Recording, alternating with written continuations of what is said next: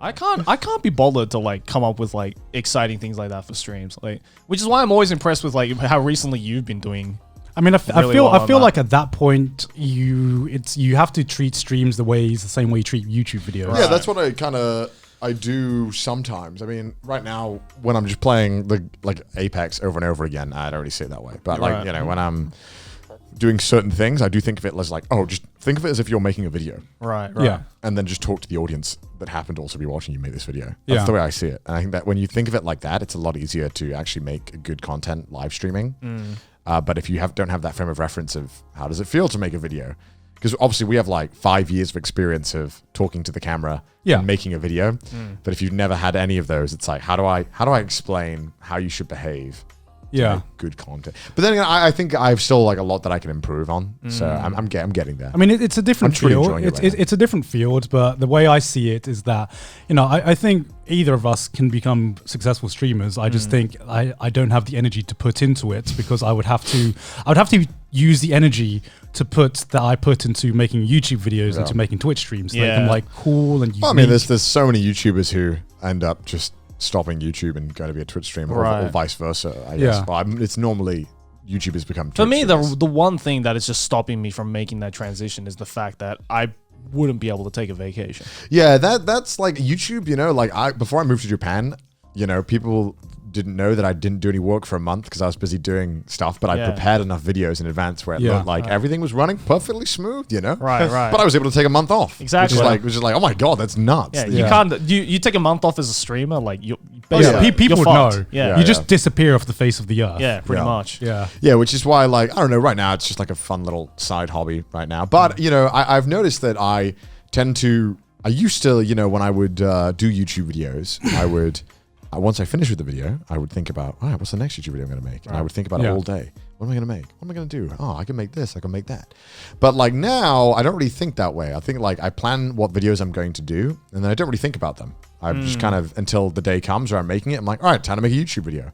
Which I feel is more healthier in some ways, but it feels weird. It feels like I care less. Yeah. But I think it's a good thing. I don't know. I've had to try and change my mentality towards that as well. Where especially hanging out with you guys and just all constantly compared to you guys feeling like I'm behind schedule. And that's because I'm very like, my content is very like inspiration based. I find it so hard to work on a video if I don't feel like working on the video. I can't just like force the video out. So I have to basically try and schedule enough ideas ahead of videos I want to work on in order for me to be able to meet that like schedule. See, I think inspiration is a lot of bullshit.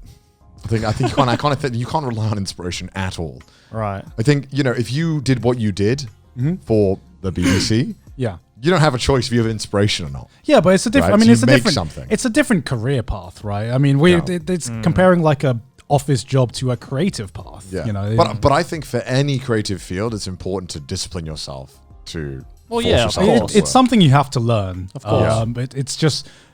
You know, if I get inspiration, it's fantastic. I love it, but it's so fleeting, and motivation is so fleeting as well. It's like you just have to discipline yourself to just work. I'm kind of like halfway in between. I think like of course, like if I have to, if you know time is crunching and I have to record something in order to make the deadline, then obviously, regardless of if I'm feeling inspired or not, I have to do it. But for the most part, it's like I wake up in the morning and I think, okay, do I have to record today? Then okay, I'll record. But if I don't have to and I don't feel like it, I'm not gonna fucking force myself to do it. Yeah, I mean, there's some days where my mood is so bad that it's gonna come off in the video, so I just don't want to do it. But you know, there's other day. But then also in that time, if I was gonna make a video, if I can't do that today, I'll do something else that's productive that can force me to keep on top of things. I don't know. But like recently, I feel like I haven't really had that choice because I think the past like 4 videos I've recorded this week have all been pre-scheduled on like certain days and certain times. Yeah, I mean, that's what I try and do. I try and leave a lot of videos that are in the works, a lot of videos that are ahead. So there's always something I can work on. I don't like to just finish a video and be like, all right, I got nothing. What am I doing? Like, what's next, huh? Like, you know, I think it's good to have multiple things you're working on. It's like you have to plan for the next one as you're making the previous one. Yeah. Which is also something that's quite difficult for the way I used to work is I like to do one thing at a time. Yeah, same. But now, I've got I'm juggling like 7 different videos at once. Right? Something like that. I've got quite a lot. For me, I'm either working on 7 or I have no idea what I'm working on. And there's like no in between, and I need to change that. But that's why I feel like I find it so scary if I was a Twitch streamer, because the Twitch streamer, you have to start streaming no matter what mood you're in, and I feel like it's so much harder to hide that on a Twitch stream rather than a YouTube channel. Where because you're constantly on camera. Yeah, that's true. I mean, I think the one thing that's even worse than starting the stream when you're in a bad mood is when your mood sours mid-stream. Oh, wow. Yeah. Holy shit, God. Fucking call that. Yeah, where you like start like all happy. You'll start in like an hour, and then maybe you'll get like a text from someone that's like telling you like bad news. Or maybe someone will say something that's like real fucking mood, or maybe something happens, like the stream starts to go wrong. Yeah. Like when stuff starts going wrong whilst you're streaming, it is so much more mentally taxing than when you've then starting the stream in a bad mood, because you're like, it can't get worse. Right? I'm already in a bad mood. Well, it's like it's like fucking up on stage in front of an audience, right? Yeah. Versus just fucking up in a recording booth. Yeah. Right. Yeah. It's big difference. Like some fucking clown. No, this actually didn't bother me that much, but like this is like an example of something that could happen. So like, whilst I was streaming one time, something happened on my Discord server where one of the mods made someone else a mod who was pretending to be a mod. So someone joined my Discord server saying, hi, for some reason, I'm not a moderator anymore. And they had the same profile picture and the same name as a moderator. And someone else on my server thought, oh yeah, that checks out. That makes total sense. Gave the moderator. And then they just start injecting a bunch of bots into my server and started like spamming it. So my Discord server completely got raided whilst I was streaming. And the whole purpose of this person doing this was to do it to people who are streaming live so they could get a reaction. So I'm there, it's happening, and all my chat is like, Connor, your fucking Discord's on fire, and I'm like, oh okay, all right. I mean, it'll get dealt with. Who cares? Yeah, it's something you can deal with later. Yeah, that's like that, but it's frustrating when everyone's like, bro, you need to look at this thing. I'm like, I don't really give a shit. Like, well, I'll deal with it later. Like, it's fine. Yeah.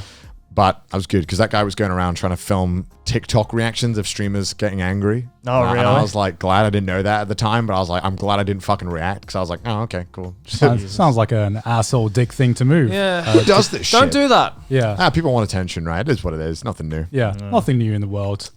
You just got to deal with people always looking to attack you. Yeah, I get that sometimes. You know, I get every now and then these like obviously people who are just coming into Twitch chat just to fucking get a reaction out of you, just spam bullshit. Yeah. And the best thing I do that just works is like I respond to them, but in the most deadpan fucking voice ever. Where it's like your normal voice. Yeah, literally just my normal like talking voice, as if I'm like responding to chat. And sure enough, they eventually just go away, because that's what they want in the end. In the end, they want you to be like, how fucking dare you say something like that? You're such an asshole. I don't really worry too much about it. I just, do what I want to do. Yeah, but like, a lot of streamers who are just starting off, can't really process that, right? That you're just buying into the bait. It's hard to wrap your head around that people are just going to do mean things to you, and you don't know why. Yeah. It's nothing personal. It's nothing personal. People just do this and it's for sad attention. that's part of the job, right? Like I could like, there's someone out there who I have no idea who they are. I have no interaction with them ever. I've never spoken to them. And for some reason, they just want to see bad shit happen to me. And I'm like, that's really difficult to accept that that's a reality. Yeah. Because it takes you a few years, I think, to like actually accept that. Yeah. Right? Absolutely. Like, I don't know when I started just kind of like getting over it and just being like, all right, you know what? It's going to happen. I feel like it was like 2 or 3 years ago where I was just like, probably when it happened enough times, and you just kind of get used to it. Yeah, you realize you can't. Sad enough. Yeah, you can't do anything about it. You just gotta, not let it ruin your day. You just have to, like, you think about it logically, right? You're being like, well, I've never interacted with this person. I don't know what this person looks like or what they're like as a person. They don't know what they look like, right? Yeah. I've never interacted with them, so they're obviously not saying all this shit out of any logical basis. Yeah. So why would I take any logical basis out of what they're saying? No, it's true. It also makes me sad as well, because I'm like, man, if they actually just spoke to me, I'm sure they'd probably see that. Yeah, exactly. Like, I'm a nice guy, and they wouldn't want to do this, Like, I don't know. Yeah, that's the thing. Yeah, exactly.